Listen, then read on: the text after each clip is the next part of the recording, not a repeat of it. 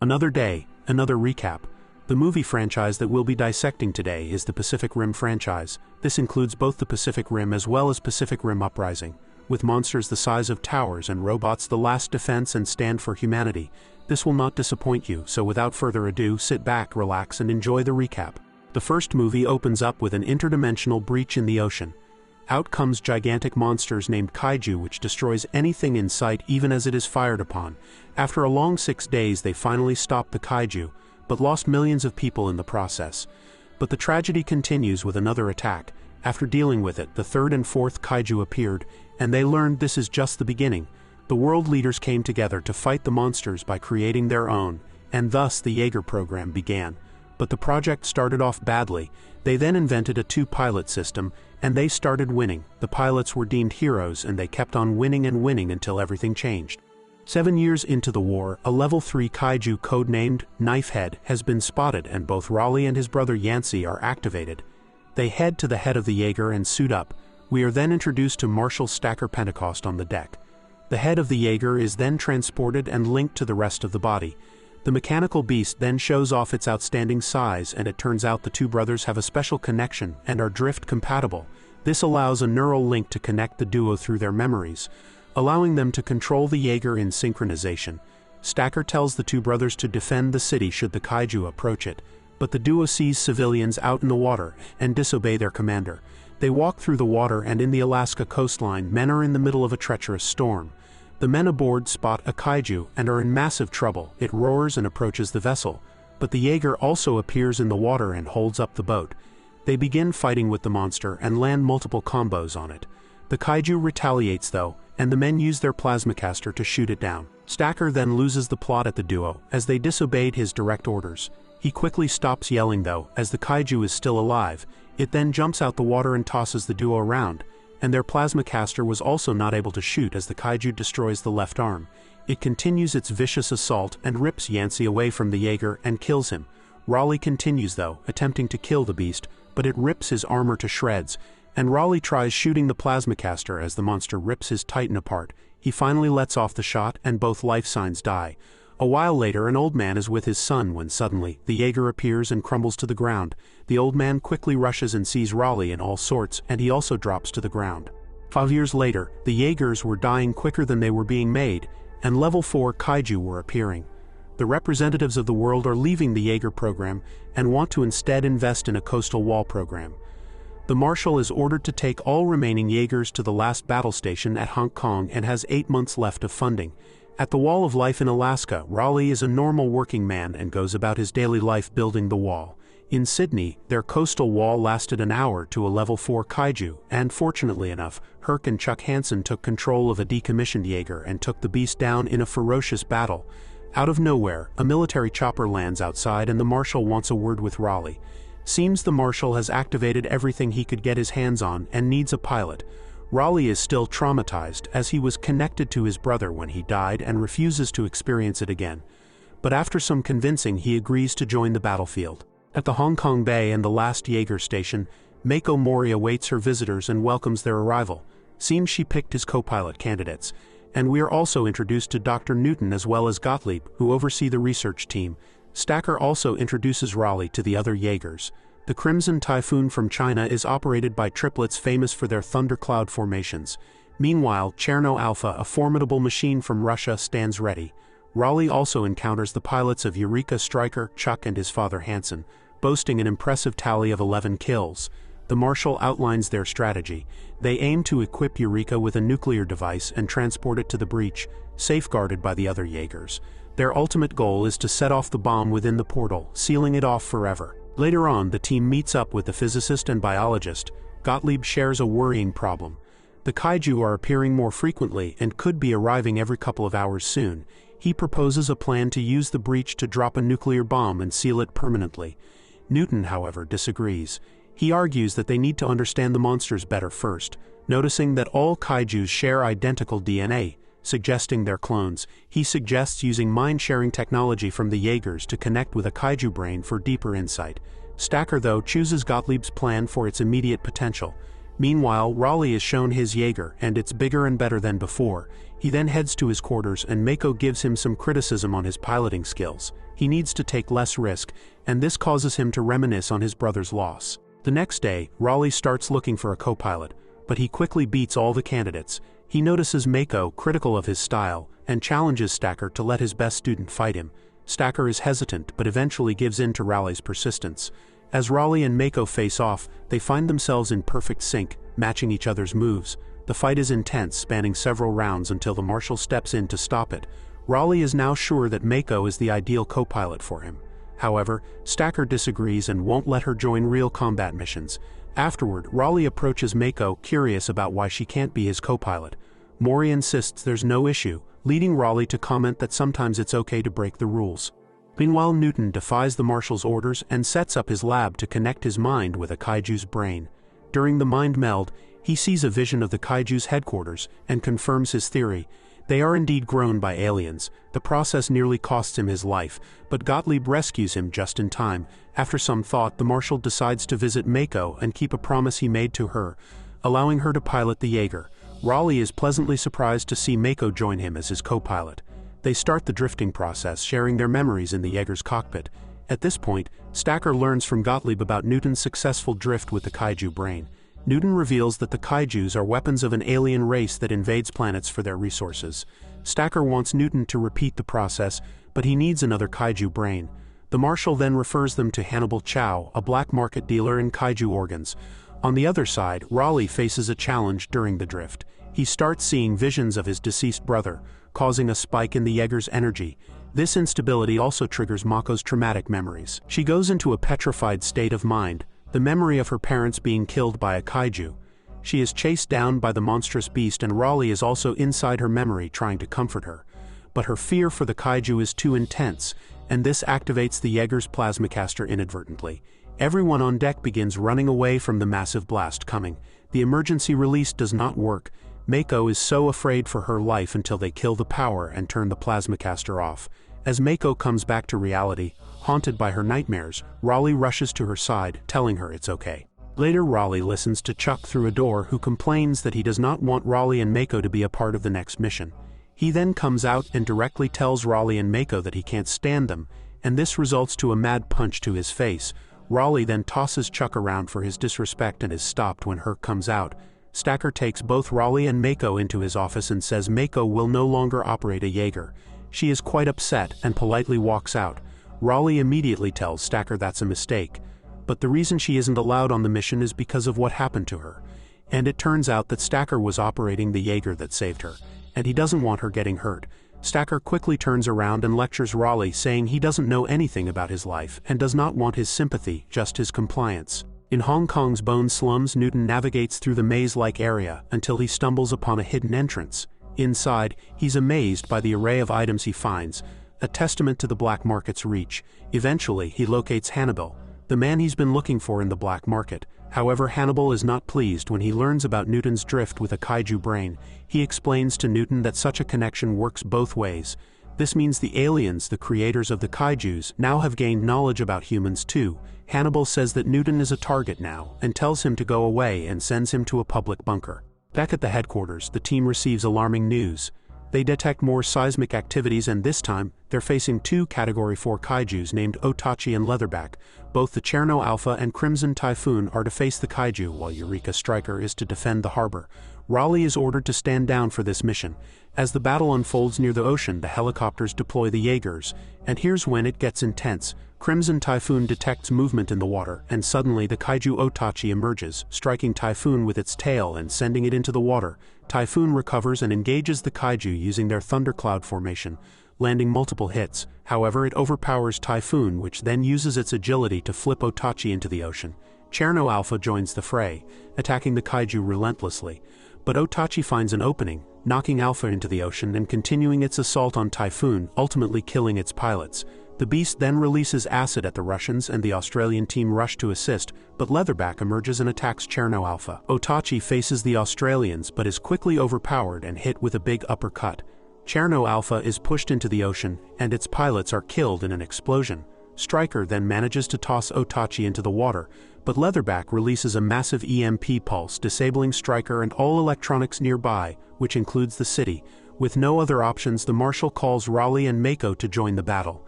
Their Jaeger is powered by a nuclear reactor and remains operational. The Kaiju immediately heads to the city to find Newton.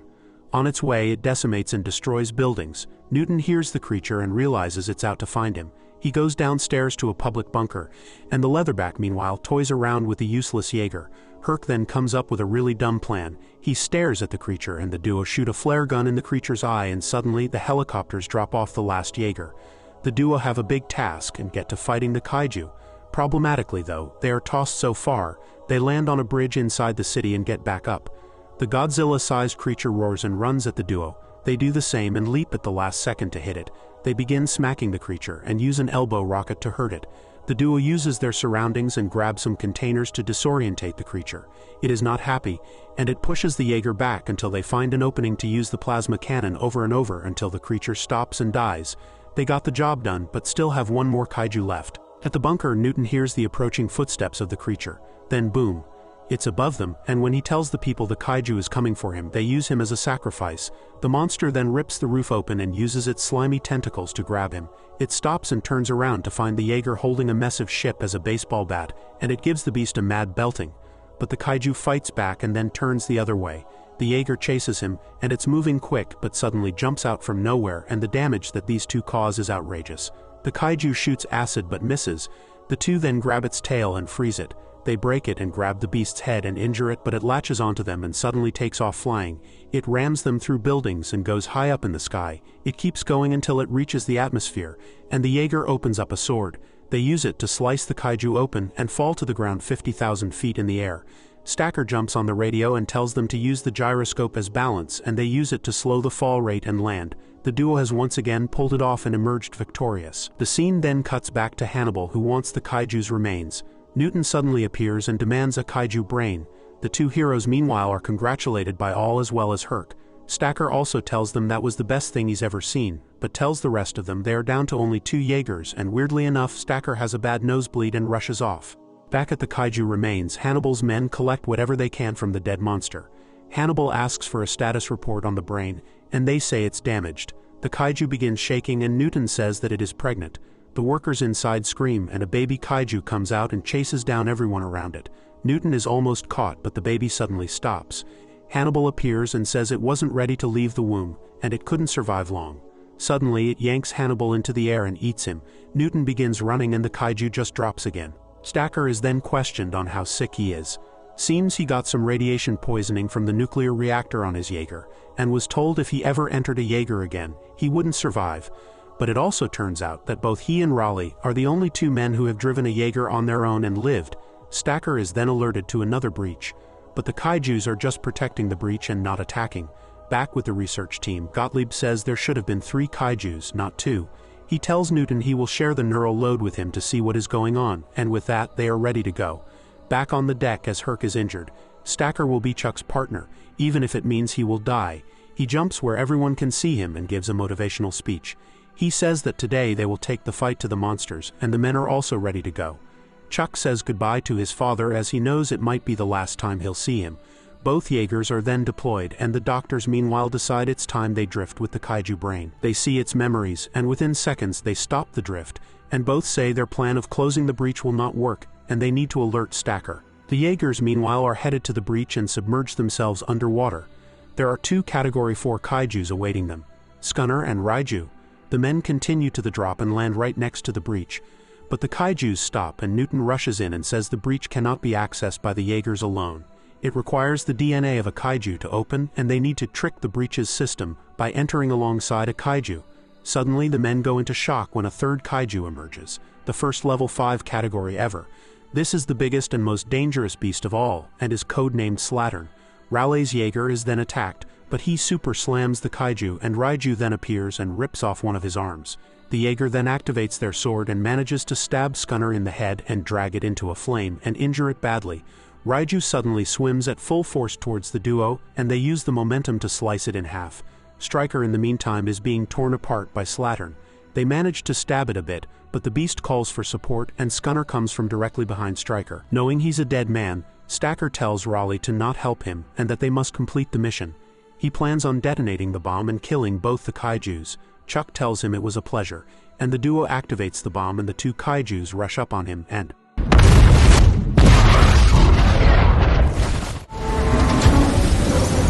The shockwave is astronomical, and systems on Raleigh's Jaeger is in critical condition. The duo head to the breach with the kaiju corpse, but problematically Slattern has survived. The duo turns on their jets and stab the beast through the head and drag it downwards. Raleigh engages the central reactor, which burns and kills the kaiju. The DNA is approved and the team go through the breach. On the other side, Mako begins passing out from the lack of oxygen, and Raleigh decides to pilot the Jaeger himself and places her in the escape pod and launches her. He then initiates reactor overload, but it needs manual activation. The Jaeger plummets downwards and he initiates the overload sequence as the aliens spot him. He stares them in the face, and as the countdown drops, the second pod is deployed and the reactor lets off a massive explosion that absolutely decimates the aliens, and the breach begins collapsing. The first pod arrives safely, and Mako is alive and well. The second pod is spotted, and Mako opens it up to see Raleigh has no pulse. She begins crying, but Raleigh says she's hurting him. The men at the facility have completed their job and announces to the world that the breach is sealed. But it did not come without sacrifice. In an end credit scene, Hannibal manages to cut his way out of the beast, and that's the end. The second movie opens up explaining all that happened in the previous movie, that the precursors, the aliens that attempted to destroy Earth, were taken care of. 10 years later, the world recovers and rebuilds. Stacker's son Jake lives a really weird life. He is a thief who tries stealing Jaeger parts to sell on the black market for some fancy rewards. But during a heist he is betrayed by his own men. The capacitor part is missing from the Jaeger, and Jake locks out the other men and goes running. He ends up getting caught though, but he defends himself and chases the capacitor's moving signal. He gets caught again, but his knowledge of the Jaeger is too good and he spots the other intruder stealing his item. He jumps on a broken crane and lands on the floor. The other intruder is then chased down by local police, and the scene cuts to the next day. Jake has followed the mysterious person to their whereabouts. He sees hundreds of newspapers and a massive electrical line, which leads him to discover a Jaeger being built. He quickly ducks though and incapacitates a young girl named Amara. Turns out the girl built this on her own, but the military converge on their location. The girl straps herself to the Jaeger and Jake makes his way inside. Amara then breaks away from the warehouse and goes running through the streets. They immediately stop though as November Ajax tells her to surrender. Instead she shoots smoke bombs and sprints for her life. But an unregistered Jaeger is a massive crime, and she makes her way inside a building and is still being chased down. Instead, she heads to November Ajax's head and uses a sort of EMP pulse to disable it and rush off. But to their dismay, the massive robot stops them in their tracks using a massive taser. With a disabled Jaeger, the two criminals come out and are arrested. In prison, Jake confronts Amara, suggesting he would have been a better pilot for the Jaeger. Their argument reveals Amara's motive. She built the Jaeger fearing the Kaiju's return. Soon, Jake is taken to an interrogation room, where he encounters a hologram of Mako, his adopted sister. Disappointed in Jake's criminal path, Mako reminds him of his past as a Jaeger pilot. She then offers Jake a choice to avoid prison, return to the academy to train new pilots, including Amara. Jake and Amara arrive at the pilot training school, situated on a remote island in China. There, they run into Lambert, a ranger who used to work with Jake. Lambert isn't impressed by Jake's recent life choices, openly mocking him for turning to crime instead of sticking with the military. As they make their way to the headquarters, Amara is awestruck by the impressive lineup of Jaegers at the facility. She sees the Titan Redeemer with its formidable spinning ball weapon, the Bracer Phoenix, which requires 3 pilots, and the incredibly fast Saber Athena, known as the quickest Jaeger around. Then there's the Avenger, piloted by Lambert. Inside the cadet facility, Amara meets the team she'll be training alongside. However, her criminal past makes it tough for her to fit in. Things don't get any easier during training. She struggles with the simulations, repeatedly defeated due to her inability to sync well with other pilots. This poor performance only adds to her teammates' doubts, and even Lambert starts questioning her place in the program. Meanwhile at the base, a special arrival shakes things up. Li Wen Xiao, the head of Xiao Industries, arrives with Mako and their lead scientist Dr. Newton. They're here to showcase a groundbreaking development: automated Jaegers. These machines can be deployed much faster than traditional human-piloted Jaegers, potentially saving time and resources in training pilots. Many, especially the pilots, are unhappy with the proposal. Mako herself expresses doubts as she's concerned about the security risks of such technology and asks her brother to attend a meeting with her at the approaching summit with the Council. Soon enough, in Sydney, Australia, the Council summit will be taking place. Avenger is being piloted by both Jake and Lambert. and Jake is a little rusty as it's been a while since he last drove. He quickly gets used to it, and Mako comes in with a helicopter as Li Wen arrives accompanied by her guards. Suddenly, a massive flock of birds comes from behind the Jaeger, and simultaneously another Jaeger named Obsidian Fury emerges from the water.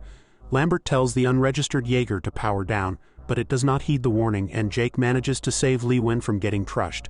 As the rogue Jaeger is shot at, it destroys the defense systems, and Mako realizes something familiar about it and tries telling Jake. But her comms are jammed, and she is shot at but fortunately gets away. The Jaegers have a fierce battle with one another, and Avenger pulls out the blade. Obsidian Fury shows off too, and they get into a duel with each other. Lambert then finds an opening to use the rocket elbow, but the rogue Jaeger survives and manages to hit Mako's chopper. The duo quickly uses something called a gravity sling to injure their opponent and quickly run towards Mako. She manages to send a file, and Jake tries catching his sister but missed, which leads to her immediate death. Jake runs out of the Jaeger and towards his sister, but it's too late. Suddenly more reinforcements arrive, and Obsidian Fury plays it smart and retreats into the water. Back at headquarters, Mako has been placed on the memorial wall for legends. Jake places a photo underneath it. He goes to check up on Amara, and she is struggling. Seems the other cadets have been training for years and Amara can't get the hang of it. Jake tells her she needs to relax and that he'll help. The duo both begin the drift process, and their memories both fall into sync with each other, and Amara remembers a happy time with her family.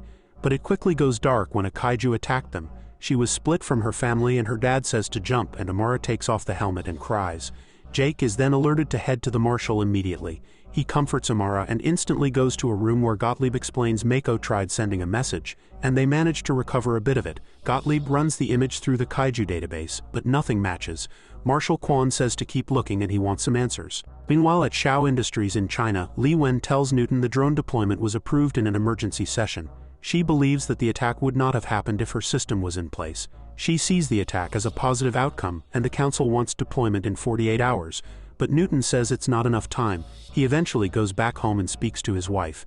He asks how her day has been, and we are introduced to Alice. Yes, Newton is keeping a kaiju brain in his house. He then proceeds to link minds with the brain. Back at the cadet hall, there is some beef between Victoria and Amara. They get into a little scuffle and Amara shows her who's boss. When Lambert arrives, he tells them both to pipe down and they should treat each other as family. Jules then appears and says the marshal wants a word. Turns out Gottlieb managed to link an image with a small island. There was an old facility there that used to manufacture Jaeger power cores, and Jake asks for permission to inspect it. At the island, Lambert and Jake use the Avenger to walk around. But out of nowhere, Obsidian Fury launches missiles and destroys the facility. The fight is on, and the duo takes out Obsidian's legs and fall down a gap in the ice. Once they land, Obsidian uses its core reactor on the Avenger, and the duo intentionally fall down in the water and launch a missile so Obsidian can join them. The duo uses the plasma cannon to launch the Jaeger away. All swords are drawn, and the Avenger ducks and slices through Obsidian. It is damaged, and they continue getting into close quarters with the Obsidian until they rip the power core out. It drops to the floor, and Jake demands the pilots emerge. But problematically, they see a brain controlling the Jaeger. Gottlieb confirms it's an old kaiju brain. He believes it was not a breach, and as there are no signs of radiation from other universes, it was engineered by humans. Outside, Amara tells her other cadets she wants to sneak inside the Jaeger. They go through with their plan, and it is disgusting inside and seems to have somewhat fused with the kaiju. One of the other cadets are then burned by a weird substance and they call for help. Amara has been dismissed from the program immediately, but Jake tells her she needs to fight to stay inside. He goes into his own story of how he was kicked out and regrets it. Amara then tells Jake that the Obsidian Fury has tech in it that resembles Shao Industries. She gives her evidence on her findings, and Jake tells Gottlieb and Lambert. Gottlieb wants to go ask Newton, and the others go to the marshal.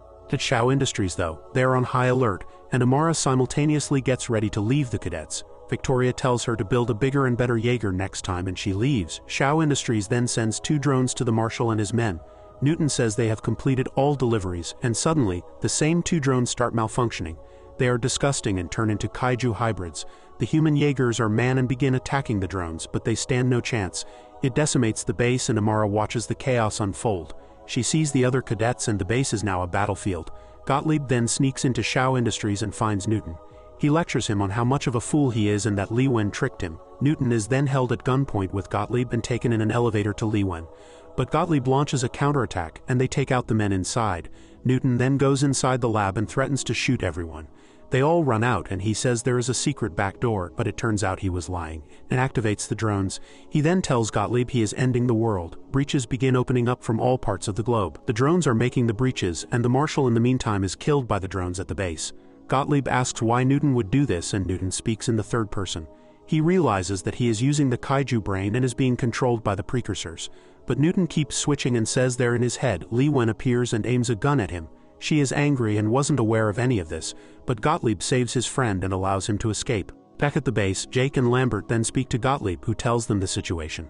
The drones then attack them at the base, and the breaches are allowing kaijus to come out from them. One of the drones at the base is destroyed though, but the second spots its targets. Fortunately enough though, Li Wen destroys that drone from the inside out. The rest of her robots begin blowing up and the breaches are being sealed shut.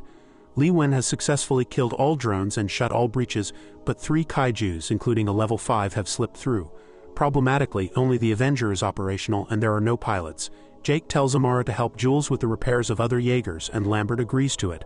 Hundreds of aircrafts then come flying onto the base from Shao Industries. Gottlieb emerges and says he brought some help. In the war room, the team tries to make sense of the kaiju's movements. They discover that they are converging towards Mount Fuji.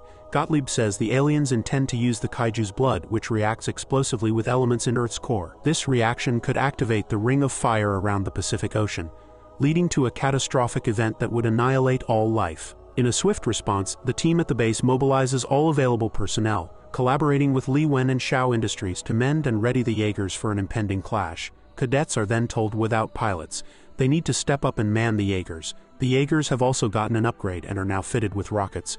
These enhanced titans take to the skies, soaring towards the kaijus to beat them to Mount Fuji.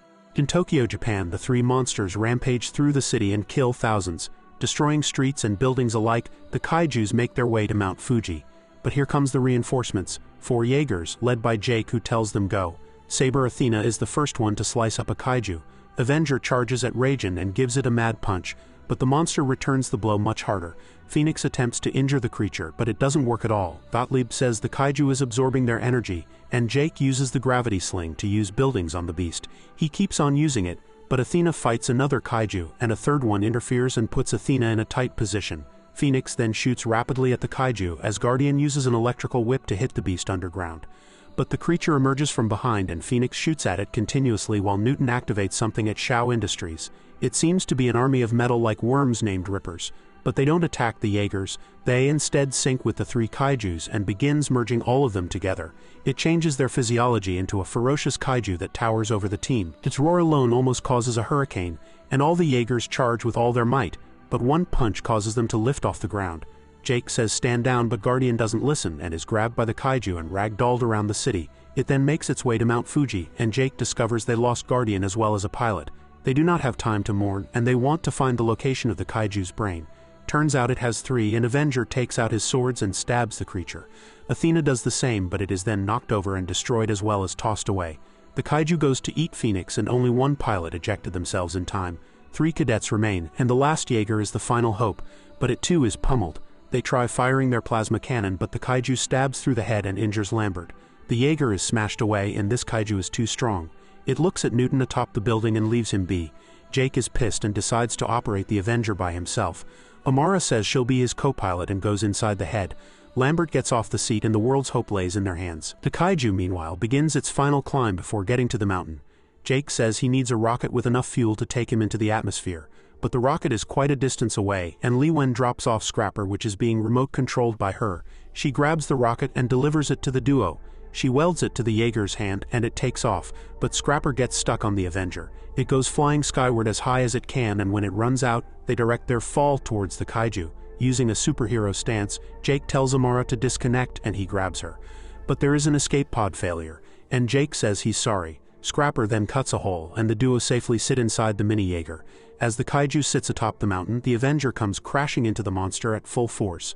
The creature gets up after all that, and roars, but finally drops and dies.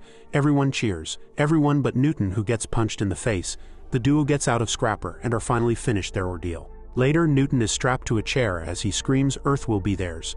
Jake walks inside and says to tell the precursors the humans are coming for them next. The end. Thanks for watching, and if you enjoyed this recap, make sure to support the channel however you can, and I'll catch you on the next one.